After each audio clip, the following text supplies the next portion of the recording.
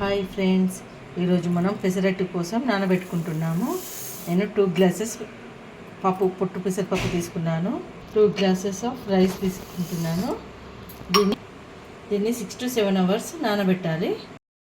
దీంట్లో వాటర్ వేసేసి 6 to 7 hours నానబెట్టేసి మనం పెసరట్టు వేసుకునే హాఫ్ అన్ అవర్ ముందు రుబ్బుకుంటే సరిపోతుంది. నేను ఇప్పుడు దీన్ని నానబెడుతున్నాను. మనం నిన్న నానబెట్టుకున్న పెసరపప్పు ఇలా నానింది. ఇది పూర్తిగా కడిగిన పప్పు, పొట్టుపప్పు కాబట్టి 50% కడగాలి. దీన్ని పొట్టుతోటి ఉంచాలి. ఇప్పుడు మనం ఇందులో రుబ్బుకోవాలి. మనం దోశ వేసుకునే హాఫ్ అన్ అవర్ ముందు రుబ్బుకోవాలి.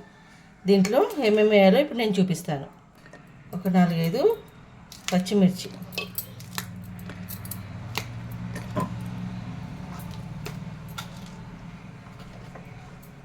కొంచెం జీలకర్ర, తర్వాత మనం నానబెట్టుకున్న పప్పు,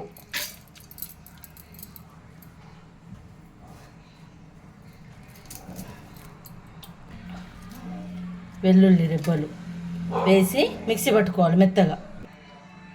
చూడండి, ఇలా రుబ్బుకున్న పిండిని మనం ఒక హాఫ్ అన్ అవర్ పాటు పక్కకు ఉంచుకోవాలి. హాఫ్ అన్ అవర్ తర్వాత మన పెసరట్టు వేసుకుంటే చాలా క్రిస్పీగా టేస్టీగా వస్తుంది. మీరు కూడా ఇలా ట్రై చేయండి. చూడండి, ఇట్లా వేడెక్కిన పెంకకి ఆయిల్ రాసేసి, ఇలా కొంచెం ఆయిల్ రాసేసి వేడి వేడి పెసరట్టు రెడీ చేసుకోవాలి. 2 minutes ఫ్రై చేసుకుంటే మనకు healthy and tasty crispy pesarattu ready అవుతుందండి. మనకు కావాలంటే కొంచెం దీని మీద ఆనియన్, అల్లం ముక్కలు అవి వేసుకోవచ్చు. కానీ ఇప్పుడు మా పిల్లలు ఇష్టపడట్లేదు కాబట్టి నేను ఉట్టి పెసరట్టే వేస్తున్నాను. ఉప్మా పెసరట్టు కూడా వేసుకోవచ్చు. మనకు ఎన్ని వెరైటీస్ కావాలంటే అన్ని వెరైటీస్ వేసుకోవచ్చు. చూడండి, ఇప్పుడు ఇంకొక వైపుకు కాల్చుకోవాలి.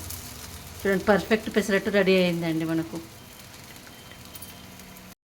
చూడండి, ఇప్పుడు మనం తీసేయాలి. దీన్ని 2 వైపులా కాల్చుకున్నాం కదా, ఎర్రగా తీసేసేయాలి. వేడి వేడి కమ్మకమ్మని పెసరట్టు రెడీ అయిపోయిందండి. హోటల్ స్టైల్ పెసరట్టు అండి. మీకు కూడా నచ్చితే మీ ఇంట్లో ట్రై చేసి ఎలా ఉందో కామెంట్ బాక్స్లో కామెంట్ చేయండి. నా ఛానల్ని లైక్, షేర్ అండ్ సబ్స్క్రైబ్ చేయండి.